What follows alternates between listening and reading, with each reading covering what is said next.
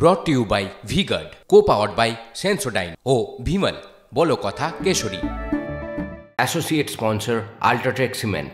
এর মাঝে আইএনডিআই এর জোটে তৃণমূলের সঙ্গ নিয়ে কংগ্রেসে আড়াআড়ি ভাগ। অধীর চৌধুরী সিদ্ধান্ত নেবার কেউ নন। সাফ কথা মল্লিকার্জুন খার্গের, আমরা যা সিদ্ধান্ত নেব সেটাই চূড়ান্ত, হাইকমান্ডের সিদ্ধান্ত না মানলে বেরিয়ে যেতে হবে।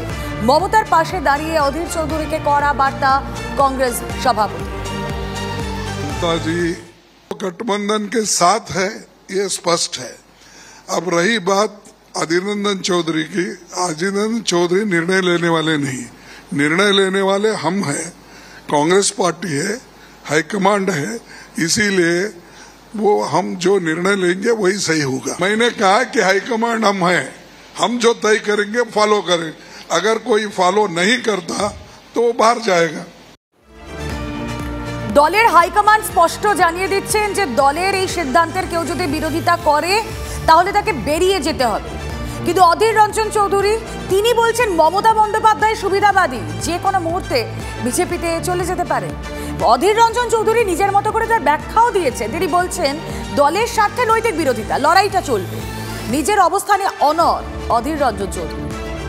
কি আছে আমার বিরোধিতা, নৈতিক বিরোধিতা, কংগ্রেসকে কেউ খতম করবে আমি তাকে খাতির করবো তা তো হতে পারে না। আমার বিরোধিতার মধ্যে কোনো ব্যক্তিগত বিদ্বেষ নেই, আমার বিরোধিতা নৈতিক বিরোধিতা, আমার বিরোধিতা পশ্চিমবঙ্গে আমার পার্টিকে রক্ষা করার জন্য লড়াই। এই লড়াই আমি কোনোভাবেই থামাতে পারি না, কারণ আমি পার্টির একজন ফুট সোলজার। এই যে আপনাদের বললাম মমতা বন্দ্যোপাধ্যায়কে সুবিধাবাদী মনে করছেন অধীর রঞ্জন চৌধুরী। তিনি বলছেন মমতা বন্দ্যোপাধ্যায়ের কথায় কোনো ভরসা নেই, বিজেপির পাল্লা ভারী হলে সেদিকেই চলে যেতে পারে। তৃণমূল সুপ্রিমোকে আক্রমণ অধীর রঞ্জন চৌধুরী। वहां से अंदर बाहर कैसे क्या करेंगे उनकी पता कर लो, उनसे पूछ लो। मैं उनसे भरोसा नहीं करते, गठबंधन छोड़ के भागी उन्होंने, उनकी बातों पे कोई भरोसा नहीं। अगर बीजेपी की तरफ ज्यादा भारी रहे तो उस तरफ भी जा सकते। मुझे उनके ऊपर कोई भरोसा नहीं कि गठबंधन तोड़ने वाली ममता बनर्जी सबने देखा है। আর এই নিয়ে রাজনৈতিক মহলের প্রতিক্রিয়াও আমরা পেয়েছি। কি বলছেন তৃণমূল মুখপাত্র অরূপ চক্রবর্তী, কি বলছেন বিজেপি সাংসদ শ্রমিক Bhattacharya. Back to back. Sandeshkhali ঘটনার প্রেক্ষিতে উনি পেছনে হাত চিহ্নের পতাকা নিয়ে তিনি কংগ্রেসের রাজ্য সভাপতি হিসেবে সরাসরি বিজেপির উস্কানিকে মদত দিচ্ছেন।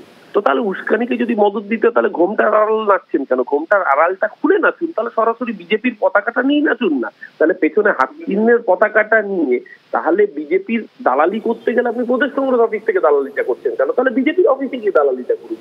আজকে আমাদের সেই কথাকেই কার্যত স্বীকৃতি দিল এআইসিসি। আজকে প্রদেশ কংগ্রেসের এই সিদ্ধান্তকে এআইসিসি হাইকমান্ড কঠোরভাবে সমালোচনা করেছে। এই স্টেপ অত্যন্ত আগে করা উচিত ছিল, অনেক আগে করলে পরে পশ্চিমবঙ্গের বুকে হয়তো ইন্ডিয়া জোট আরো বেশি করে শক্তিশালী হতো। তাহলে অধীর চৌধুরীকে সাসপেন্ড করুন, অধীর চৌধুরীকে বহিষ্কার করুন, একটা তো অবস্থান নিতে হবে।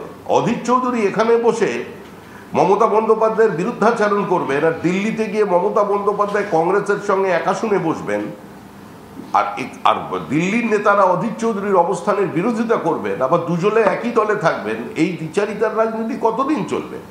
হয় অধীর চৌধুরী কংগ্রেস ছাড়ুন, আর না হলে মল্লিকার্জুন খার্গে অধীর চৌধুরীকে বহিষ্কার করুন। এই দুটো করে দেখান। অধীর খার্গের সংঘাতের মধ্যেই ইন্ডিয়া জোটে থাকার বার্তা মমতা বন্দ্যোপাধ্যায়। আইএনডিআই এর জোট আমারই তৈরি, ইন্ডিয়া জোটেই রয়েছি, ইন্ডিয়া জোট ক্ষমতায় এলে এনআরসি সিএ খারিজ করব মন্তব্য করেছেন মমতা বন্দ্যোপাধ্যায়। জেনে রাখুন ক্ষমতায় আসছে ইন্ডিয়া জোটই, গোঘাটের সভা থেকে হুঙ্কার Trinamool supremo.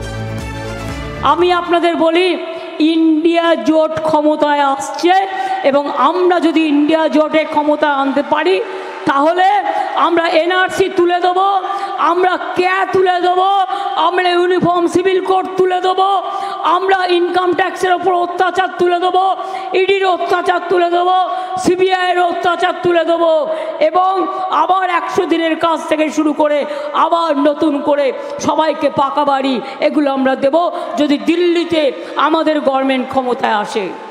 brought to you by V-Guard, co-powered by Sensodyne O Bhimal বলো কথা কেশরী। Associate sponsor UltraTech cement.